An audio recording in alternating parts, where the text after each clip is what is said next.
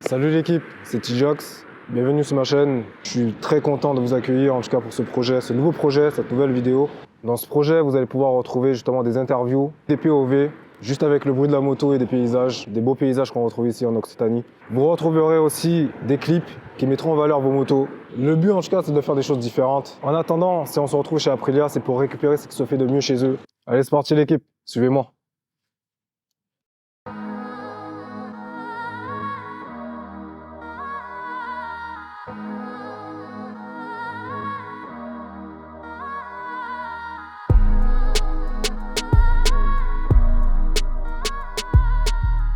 Alors salut Juju. Salut Jordan. Comment tu vas? Ça va et toi? Bah écoute, ça va la forme. Ouais, c'est un grand jour pour toi je crois. Ben ouais, exactement. Enfin, après 3 semaines d'attente, je la retrouve enfin et puis franchement, c'est le top. Ouais, et là ça va être un très très bon moment pour toi. Ah oui. Je voudrais en tout cas te remercier de m'avoir reçu ici, accepté d'avoir tourné cette vidéo avec nous. Bah écoute, c'est avec plaisir. On a essayé de faire un petit peu la lumière sur ta nouvelle moto. C'est cool. Du coup, je te laisse te présenter. Oui, bah moi c'est Julien, j'ai 39 ans, encore pour une dizaine de jours. Et ça fait maintenant bientôt 10 ans que je travaille comme commercial chez Hot Bikes. Du coup alors, qu'est-ce que tu aimes dans cette marque? Qu'est-ce qui t'a poussé en tout cas à bosser ici? Depuis combien de temps? Alors moi c'est un peu particulier, c'est une reconversion professionnelle. Ah ouais. J'étais designer avant. Ok. Et du coup, utilisateur de moto. D'accord. Aprilia, pour moi, ça a été clairement la marque de la première sportive, les premiers genoux au sol, les premiers corps au sol aussi, complètement, dans des graviers. Mais ceci dit, j'ai commencé avec celle-ci, là-bas, les RSV 1000. Donc c'était une moto qui a été présentée dans les fins des années 90, et c'était vraiment la première sportive 1000 Aprilia. Ok. Justement, je te laisse nous parler de cette fameuse marque, cette marque de passionnés que j'ai pu découvrir il y a peu de temps. Et d'ailleurs, c'est un peu pour ça que j'ai passé ma commande ici. C'est vrai qu'Aprilia, je te rejoins, moi déjà de mon histoire personnelle, c'est clairement les premières motos sportives, les premiers genoux au sol. Mais c'est vrai que j'ai rencontré ma femme par exemple sur une Aprilia. Ah bien. Mais c'est une marque de passionnés. Ils ont commencé avec le cross, le trial, et puis très vite compétition vitesse. Et c'est vrai qu'on voit nos clients qui sont, quand ils viennent nous voir, c'est pas pour rien. On a un ADN racing chez Aprilia. Ouais. C'est compliqué à expliquer, mais le plaisir de pilotage, il est là, il est présent. Il est en priorité. Ouais, moi, pour ma part, ce qui m'a motivé en tout cas à rentrer dans cette marque, c'est la passion. C'est ce que j'ai pu voir du coup avec déjà la concession de Toulouse, Hot Bikes, l'équipe. Toi, Christophe, Paul, même Rama, ainsi que le patron Olivier. Franchement, déjà l'accueil a été parfait. Vous avez pu m'aiguiller en tout cas par rapport au choix. Donc du coup, vous allez bientôt le découvrir. Et derrière ça, franchement, il n'y a rien à dire. En tout cas, mon expérience pour l'instant, elle est bonne. On verra par la suite, mais en tout cas, c'est que du positif. Moi, tu l'as pu le voir de mon histoire personnelle, j'aurais pas fait la même chose dans une autre marque, mais clairement, c'est aussi une marque de passion. Donc Olivier, c'est le boss de la concession. Donc lui, il a 25 années d'expérience et de retour sur la marque Aprilia, donc il a connu vraiment pas mal de choses. Aprilia en tant que tel, le rachat par Piaggio, parce qu'il faut savoir qu'ici, on est une marque qui est au sein d'un groupe, un groupe de 4 marques. Donc Aprilia, Moto Guzzi, Vespa et Piaggio pour les scooters. Et c'est vrai qu'on est tous ultra passionnés. On essaye de faire vivre, de conseiller avec humour, de conseiller avec bienveillance nos clients qui veulent vraiment se faire plaisir. En tout cas, pour ma part, vous m'avez convaincu. Ça, c'est fait. Avec plaisir. En tout cas, merci à toi, Juju. Avec plaisir. Merci en tout cas encore une fois pour cet accueil et pour ces conseils. Et puis dans tous les cas, on va se revoir. Hein. On avec plaisir, et je te souhaite bonne route en Aprilia du coup. C'est cool, merci. Il est temps de vous dévoiler ce pourquoi nous sommes venus ici. C'est parti.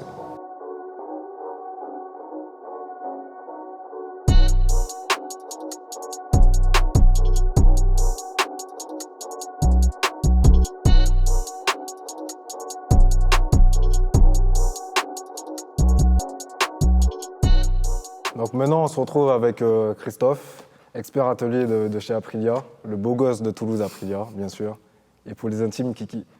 Alors du coup, je te laisse te présenter Du coup, Christophe, 37 ans pour une semaine encore. pour une semaine. Pas loin de basculer comme Julien. Depuis 2011 à la marque, j'ai été longtemps chez Hot Bikes pour des raisons professionnelles et personnelles. J'ai déménagé, mais toujours resté fidèle à la marque, même en étant loin de Toulouse. Et pour le retour aux sources, effectivement, le retour s'imposait chez Hot Bikes, chez Aprilia.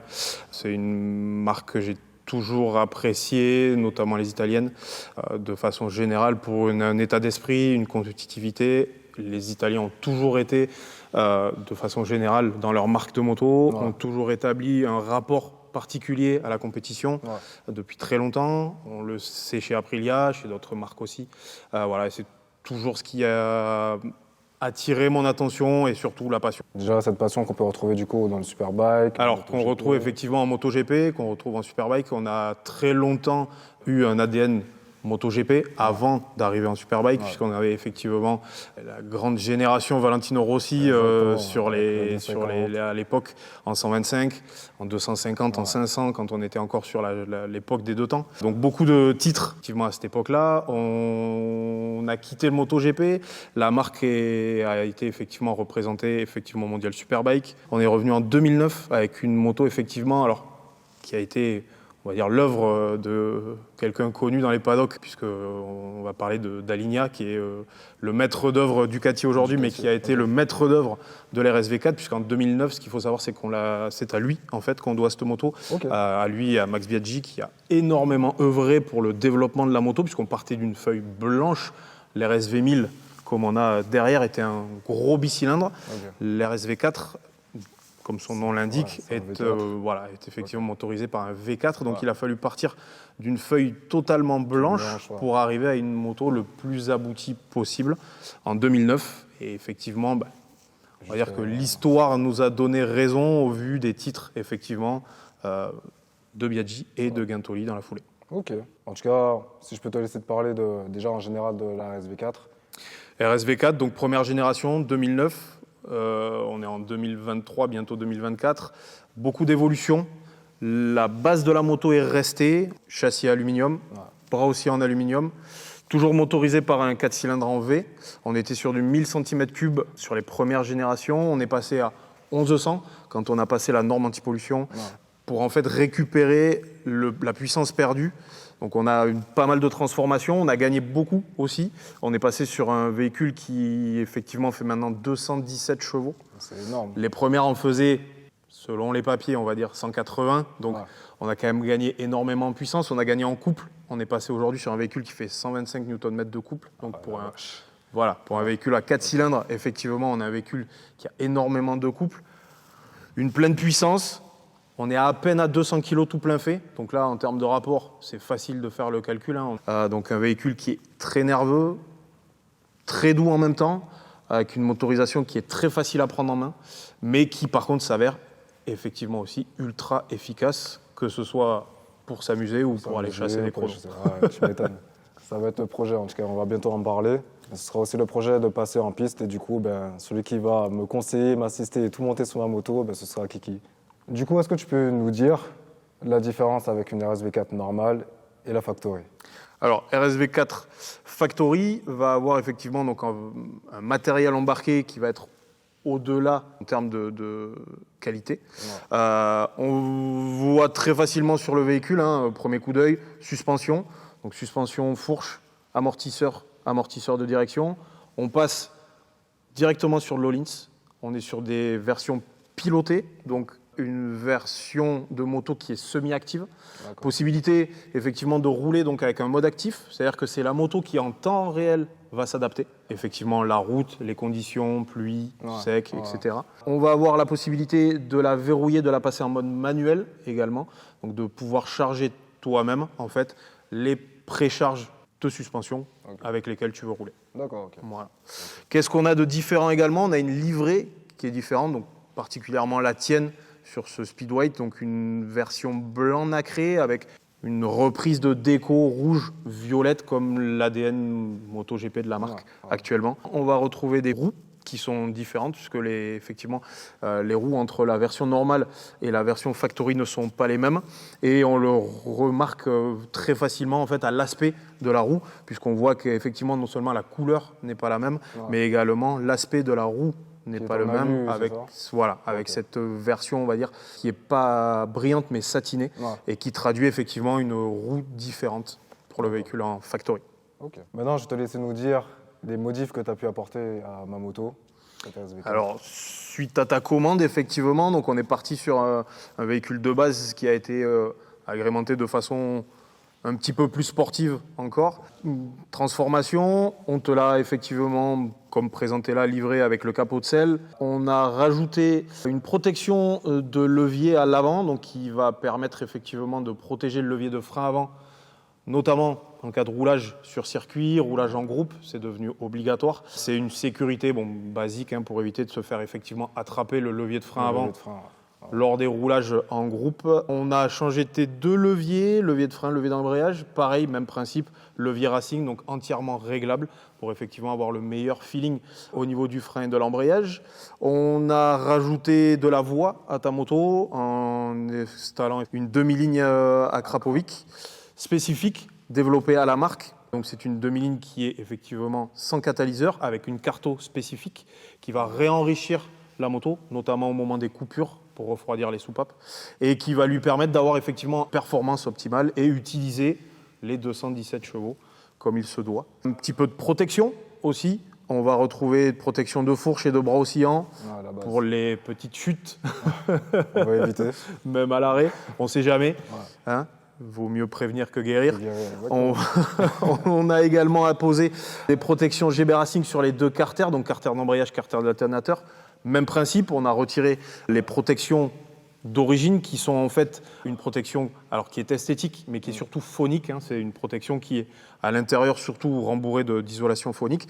Celles-ci sont vraiment à l'aspect purement racing, il n'y a pas d'isolation dedans. Par contre, on a une vraie protection de la moto en cas de chute ou de glissade. On a également apposé une protection de réservoir et des protections latérales qui ont deux utilités. La première, protéger effectivement l'intérieur du réservoir des micro-rayures et autres. Et en même temps, apporter un grip supplémentaire pour que, effectivement, en prise d'angle, la moto et le pilote en fait fassent bien corps et que l'un ne glisse pas sur l'autre. On est parti dans la même idée en remplaçant la bulle avec une bulle Racing double courbe qui va apporter une protection supplémentaire beaucoup plus haute, beaucoup plus large. On empêche l'effet miroir et l'effet loupe également qui est très gênant quand on va rouler vite. Et donc une bulle qui va effectivement permettre à haute vitesse d'être beaucoup mieux et beaucoup plus protégé en mettant la tête effectivement dans la bulle, comme on dit dans le jargon. On a rajouté une dernière petite protection, surtout les véhicules qui font de la piste ou qui vont effectivement rouler vite. On a un élément essentiel à protéger, le radiateur, élément qui, on ne va pas s'en cacher, coûte cher, et qui est surtout un élément fragile, sensible malgré tout, qui est apposé derrière la roue avant et qui du coup va recevoir toutes les projections gravier, gravillon, boulettes de gomme, etc., qui peuvent vite l'endommager, surtout au niveau des ailettes, qui sont l'essence du refroidissement. Qui dit ailette tordue ou bouchée dit véhicule qui refroidit plus et donc qui monte en température. Et qui dit monte en température dit manque de performance, etc. Voilà. Donc une grille de protection double qui va effectivement protéger le radiateur d'eau, le radiateur d'huile également, pour vraiment optimiser la protection du radiateur tout en gardant sa capacité de refroidissement. C'est pour ça qu'on est parti sur une vraie grille Racing dont la fixation d'entourage n'empiète pas en fait sur la partie grille de refroidissement. Voilà pour ce qu'on a pu monter effectivement. On l'a déjà fait le tour sur ton véhicule. Je pense que c'est déjà pas mal. En tout cas, un grand merci à toi pour ces conseils, pour cette aide. Et franchement, tu as plutôt fait un bon boulot. Écoute, avec grand plaisir. C'est toujours un plaisir pour moi et pour nous de faire de belles motos. On a de belles bases déjà. Et c'est vrai que ça nous fait vraiment, vraiment plaisir quand on peut travailler avec des clients comme toi qui effectivement aiment la belle mécanique et les belles pièces. Quand on peut effectivement monter de belles motos comme celle-là. C'était avec plaisir en tout cas. Il est maintenant temps de mettre fin à cette vidéo. Un grand merci en tout cas à vous si vous avez pu suivre cette vidéo. J'espère que ça vous a plu. Et un grand merci à la concession d'Aprilia à Toulouse, Hot Bikes. Un grand merci à Julien, un grand merci à Christophe, ainsi qu'à Olivier, Rama et Paul. Rendez-vous en tout cas pour la prochaine vidéo. Il est temps d'essayer ma nouvelle moto. Je vous laisse suivre.